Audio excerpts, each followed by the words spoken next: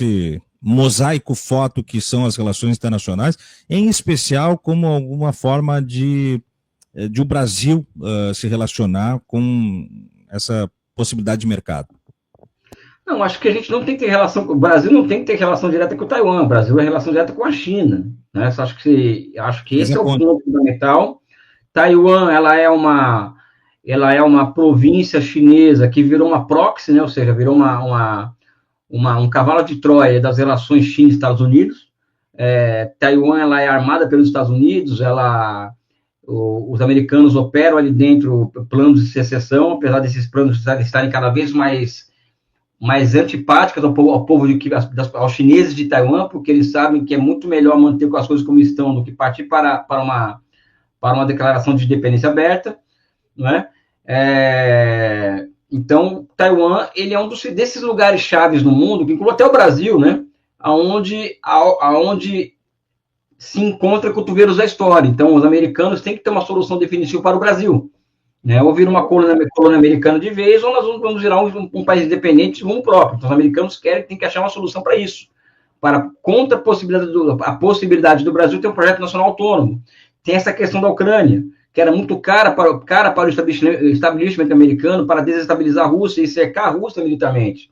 Tem a questão do Oriente Médio e as relações entre Irã e Arábia Saudita. Então, a derrota do Bashar al-Assad na Síria, ela abre um precedente muito ruim para o campo anti-imperialista no mundo, né? E tem a questão de Taiwan, né, que é um grande cotovelo que eu acredito que hoje está o Trump colocou taxa sobre Taiwan, uma loucura, né?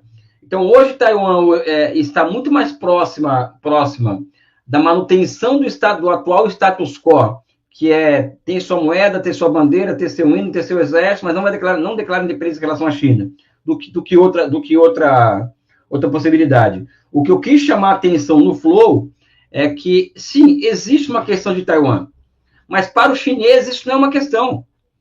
Porque para os chineses, Taiwan é parte da China, assim como para o Brasil, o Rio Grande do Sul e Santa Catarina é parte do Brasil, né? Então não existe uma discussão na China sobre se Taiwan é parte da China ou não. Foi isso que eu quis dizer em Taiwan, que eu quis dizer no Flow, né? Porque o mundo inteiro reconhece a Pequim como a capital de uma China unificada, né? E com Taiwan como parte da China, né? Então não é uma questão isso daí. Existem outras questões, evidentemente, né? Uhum. Muito bom. A gente entrando no bloco final da participação do professor Elias Jabbour, lembrando que quem quiser mandar recados, envie no Superchat, já a gente vai por um bloco de mensagens na sequência, Braci.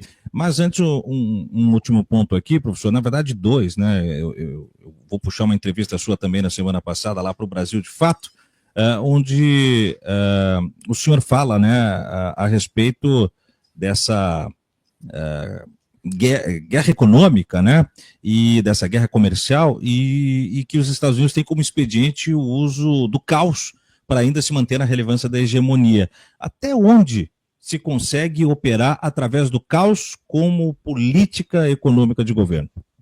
Não, eles já operam dessa forma, mas desde de Barack Obama, em 2011, por aí, os americanos já começam a se utilizar do caos como instrumento de governança. Isso aí não é uma opinião elaborada por mim, isso aí é o Muniz Bandeira escrevendo a desordem mundial em 2016, por exemplo, né, que defende essa tese, né?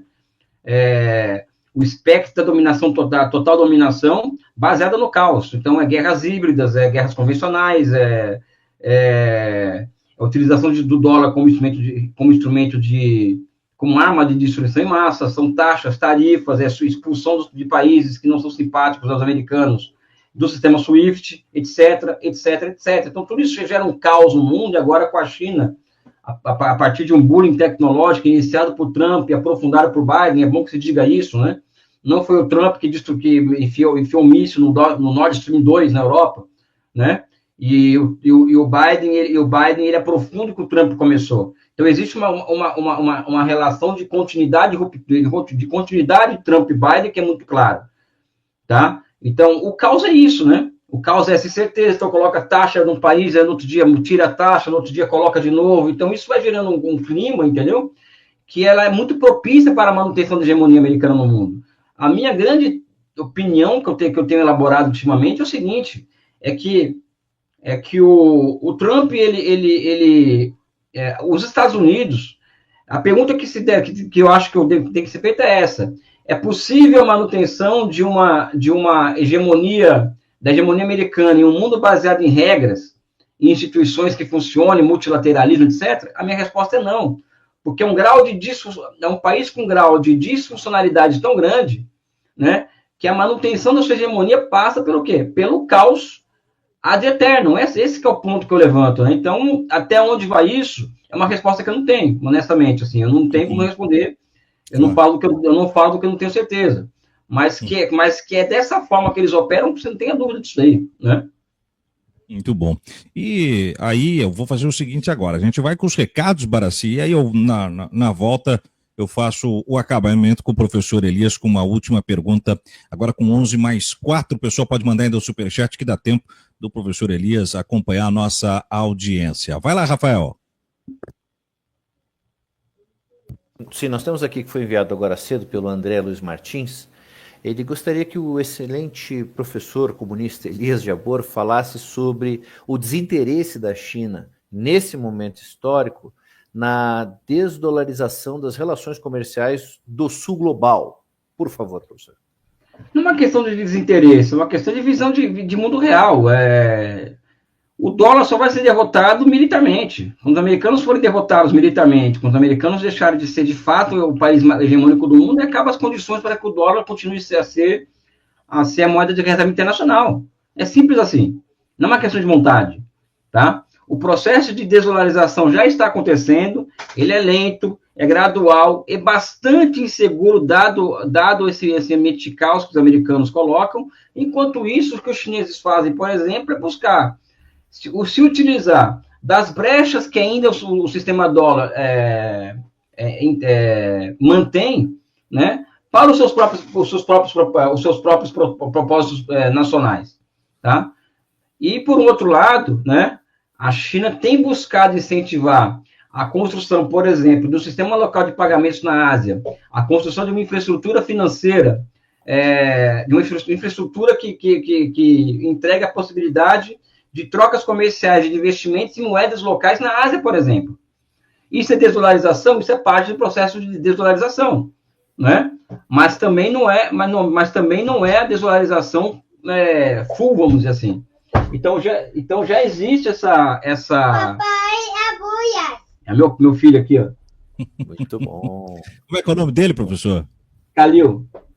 Ô, Calil. O professor João César, quando participa aqui, daí o João Vicente entra, o professor João César diz que normalmente ele é a parte mais aguardada da live, né? As análises do professor João César são só a moldura aí pro quadro do João Vicente. Um beijo pro Calil aí que tá com a gente, então. Obrigado. Mas é isso, a China não é que ela não tem interesse completo, apenas acha que isso é um processo histórico que não vai ser determinado pela vontade dela, e sim pela queda do Império Americano, que não está no horizonte isso também, que cá entre nós, não está claro quando isso vai acontecer, né? Enfim, basicamente essa é a minha opinião, né? Professor, Rafael. Claro. Policarpo Quaresma. Professor, o The New York Times, para criticar a reindustrialização do Trump, o comparou ao fracasso de décadas do protecionismo brasileiro. Os neoliberais impedirão qualquer tentativa de desenvolvimento, inclusive para os próprios estadunidenses? Abraço. Não, acho que primeiro vamos tirar esse tipo de discussão, como eu falei no Reinaldo Azevedo isso, né? No Reconversa. Você tem que primeiro tirar as crianças da sala, né? Como eu costumo dizer. Aí você vai discutir como adulto. Os Estados Unidos são um estado desenvolvimentista desde a sua independência.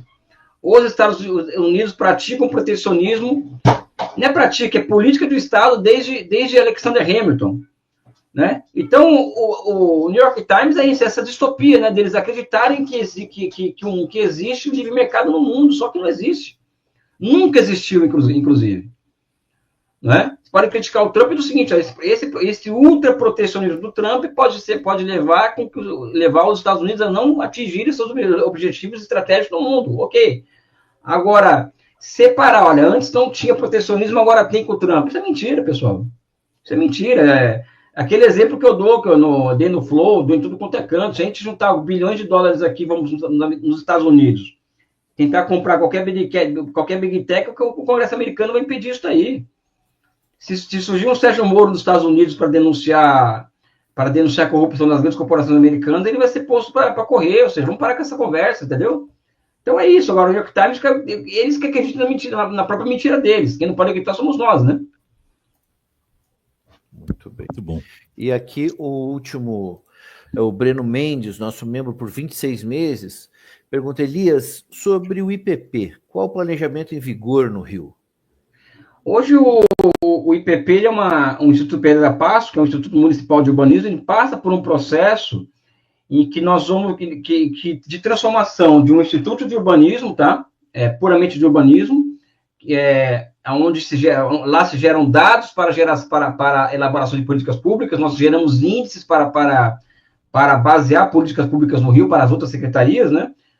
E hoje, por exemplo, nós estamos em um processo de transição do IPP, de um Instituto Municipal de Urbanismo para o Instituto Municipal de Urbanismo e Desenvolvimento.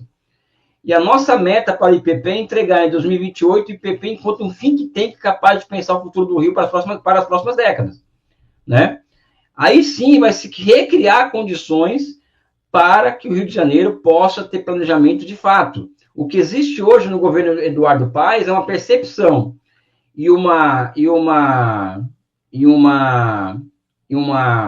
necessidade de construção de um salto de qualidade para a dinâmica econômica do Rio de Janeiro, que foi muito baseado até hoje em grandes eventos, Jogos Olímpicos,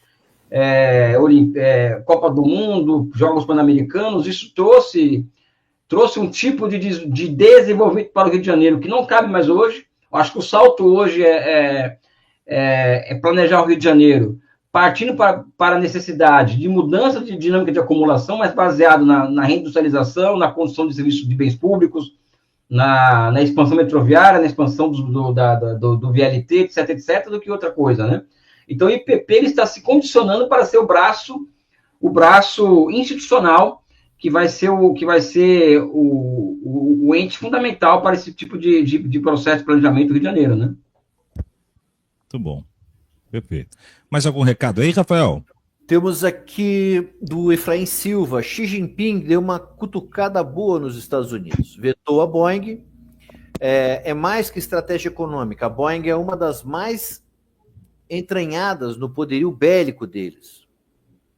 Sim, exatamente.